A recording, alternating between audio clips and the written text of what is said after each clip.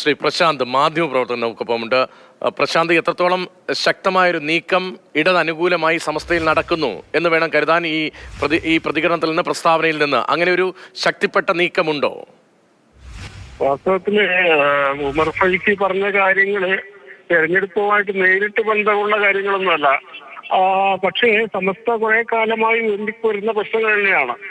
പക്ഷേ ഈ പാണക്കാട് കുടുംബത്തിലെ അംഗങ്ങള് സമസ്ത വിലക്കിയ പരിപാടികൾ പങ്കെടുക്കുക, അല്ലെങ്കിൽ ഇപ്പൊ സമസ്ത ബന്ധം നിശ്ചയിച്ച CAC-യുടെ പരിപാടികളിൽ പങ്കെടുക്കുക, ഈ കാര്യങ്ങളൊന്നും നേരിട്ട് തെരഞ്ഞെടുപ്പുമായി ബന്ധമുള്ള കാര്യങ്ങളല്ല.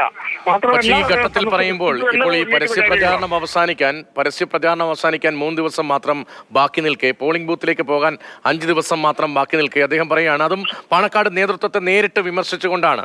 സമസ്ത വിലക്കിയ പരിപാടികളിൽ പാണക്കാട്ട് നേതൃത്വം, മുസ്ലിം ലീഗ് അധ്യക്ഷൻ പോകുന്നു എന്ന് അദ്ദേഹം നേരിട്ട് വിമർശിച്ചുകൊണ്ട് പറയുന്നു. മുൻകാലത്തെ അധ്യക്ഷന്മാർ, പാണക്കാട്ടെ കുടുംബാംഗങ്ങൾ അങ്ങനെ സമസ്തയെ ധിക്കരിച്ച് മുന്നോട്ട് പോയിട്ടില്ല എന്നുകൂടി പറയുമ്പോൾ അത് തിരഞ്ഞെടുപ്പുമായി കൂടി ചേർത്ത് വായിക്കപ്പെടില്ലേ? നേരത്തെ പറഞ്ഞതാണെങ്കിലും.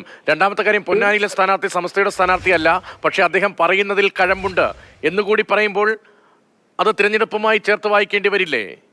തീർച്ചയായിട്ടും ഈ പ്രശ്നങ്ങള് തെരഞ്ഞെടുപ്പിൽ ബാധിക്കും. ഞാൻ പറഞ്ഞത് തെരഞ്ഞെടുപ്പിൽ ബാധിക്കില്ല എന്നല്ല, നേരെ മറിച്ച് ഈ പ്രശ്നങ്ങൾ തെരഞ്ഞെടുപ്പുമായി ബന്ധപ്പെട്ടിട്ടല്ല ആദ്യമായിട്ട് ഉയർന്നു വന്നതെന്നാണ്. ഒരുപക്ഷെ കുറെ കാലങ്ങളായിട്ട് ഉയർന്നു വരുന്ന പ്രശ്നങ്ങളാണ്. അതുകൊണ്ട് തന്നെയാണ് സംസ്ഥയുടെ സ്ഥാനാർത്ഥിത്വം തന്നെ ചർച്ചാ വിഷയമാവുന്നത്. ഈ പ്രശ്നങ്ങൾ എങ്ങനെയാണ് ലീഗിനെ ബാധിക്കാൻ പോകുന്നത്, എങ്ങനെയായിരിക്കും സമസ്തയിലെ ഈ അടിയൊഴുക്കുകൾ ഈ പൊന്നാനി പോലുള്ള മണ്ഡലത്തെ ബാധിക്കുന്നു എന്ന് തന്നെയാണ് തീർച്ചയായിട്ടും ചർച്ചയാവുന്നത്.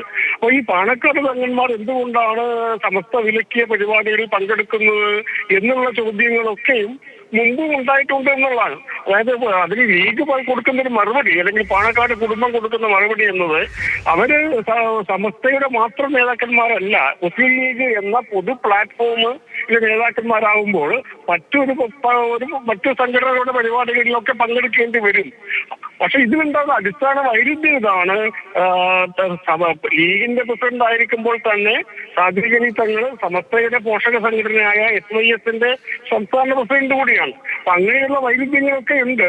ഈ വൈരുദ്ധ്യങ്ങളൊക്കെ തീർച്ചയായും ഇലക്ഷനിൽ മൂർച്ഛിച്ചു വരും.